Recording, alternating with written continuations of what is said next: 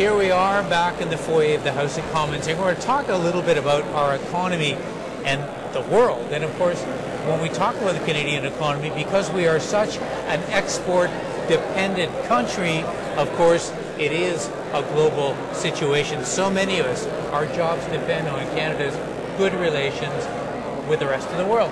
Now, I'm joined by Bryon Wilfert. He is a member of Parliament for Richmond Hill. He is also chair of a very important Liberal caucus committee. It's called Canada and the World. But first, tell me a little bit about Richmond Hill. I know all about it, but I'm sure lots of people watching don't. Well, Richmond Hill is a community just north of Toronto. It's the fastest growing community still, I think, in the country. When I moved there 26 years ago, we were at 30,000. We're now at about 185,000. A very high-tech center. We've also now, I'd say within a radius of 10 kilometers, have about 5,000 to 10,000 high-tech companies between ourselves and Markham. We like to consider ourselves the Silicon Valley of the North. We have a lot of head offices. It's amazing over the years. When one comes like Suzuki, now we have Mazda Canada, Levi's, etc. We're the home for the largest observatory east of the Rocky Mountains, the Dunlap Observatory, where the first black hole was discovered. We are a community that's very ethnically diverse, about 22% of Asian descent. It's a community that they always say in real estate, location, location, location. And having Highway 7 to 404, Buttonville Airport, it makes it ideal for business community and others to be there. And it certainly prides itself on a terrific parks and bicycle trail, bicycle path as well. Sounds like they pay you to say this stuff. Well, as a former councillor for 12 years, there we go. It makes it fairly easy. Okay. It's coming out now. Yeah. All right, so your riding somewhat, in a way, personifies exactly what we're talking about here, which is the interdependence of a local economy, a national economy, and international relations, right? Very much so. And we need to be, as a major trading partner, and since we export so much, we need to be visible around the world. And I've taken issue with the government, particularly on the issue of consulate closures. And I'll give you one example. In Japan, we had two consulates, Osaka and Fukuoka. Now, Osaka is in what we call the Kansai region, 25 million people, a GDP greater than all of Canada. And yet, we closed that consulate. And yet, in doing so, the government has said, well, we'll give out handbooks. We'll give out handbooks to business people. Now, you know and I know that particularly in Asia, it is about making friends first, business second. You need to be there. You need to work with the local population. And to tell our business people who are competing against the Australians, the Americans, and others in this particular region as an example, it just doesn't cut it. And therefore, our presence has been diminished. It's been diminished also closing St. Petersburg, closing Milan. Milan was a good jumping-off point for Eastern Europe.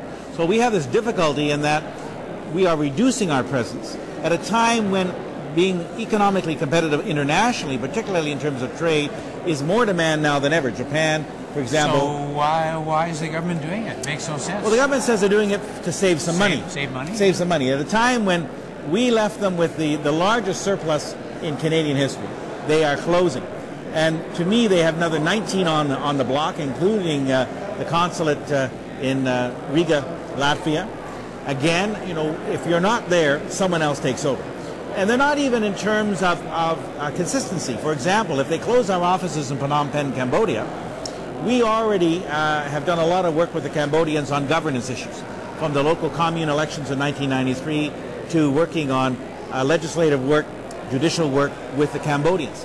So while Foreign Affairs is doing that, international trade is saying, well, we don't need this anymore, we're going to close that down. So one hand and the other hand aren't working together. Right. I also want to ask you about the spate of takeovers. I know this is not exactly in your area, yes, but it certainly relates to that. I mean, we're seeing another one now with Alcoa and Alcan, yes, and it seems like Canadian companies are just leaving us so quickly, or leaving Canadian ownership. In a global world, does that actually matter? I think it matters a lot. In fact, we are probably one of the most foreign-owned economies in the world. The Americans' most foreign-owned sector is printing, and it's at 33%. So we have a situation where Canadian names, Canadian voices, Canadian attitudes are being lost by these takeovers. And for me, that is a great concern, because often, in terms of the technology, and you know very well that that if you want to do R&D, and that if a company is taken over, a lot of that immediately moves to home base. So we lose that. So our graduates coming, whether they're engineers, whatever they happen to be, will not have those opportunities. I think it's a time that we review what's called Investment Canada, where 99% of all foreign proposals are in fact approved. And there's a very important difference here. Foreign investment, the Liberal Party supports foreign investment. The issue is foreign ownership. It's once you go over the 50% threshold, the control, the takeover, the decisions are made somewhere else.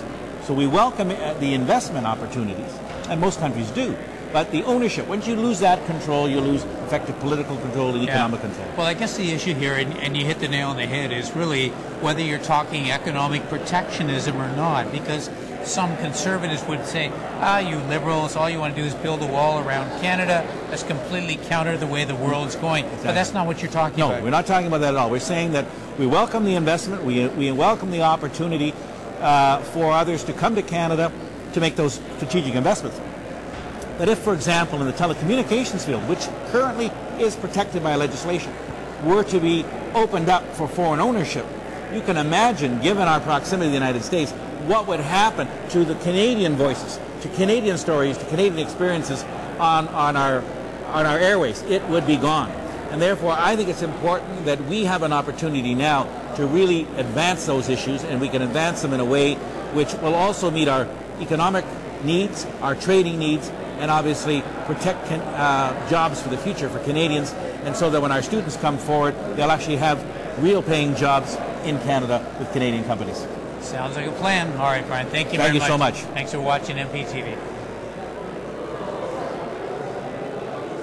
Just point out that traditional tenets of Canadian foreign policy have been human rights and the protection of the individual. Unfortunately, the Canadian government has failed in many areas, not only with regard to Africa, with regard to China, with regard to many areas. And unfortunately, the silence of this government on this particular issue is very deafening. There is no question the Canadian leadership traditionally in the past has been very vigorous on Zimbabwe. But we need to work not only with our Commonwealth partners, with the United Nations and others, to ensure that this blight that is currently taking place in Zimbabwe is stopped. And the minister's failure to engage, I think, is one of the great disappointments, not only for the people of Canada, but clearly for the people of Zimbabwe.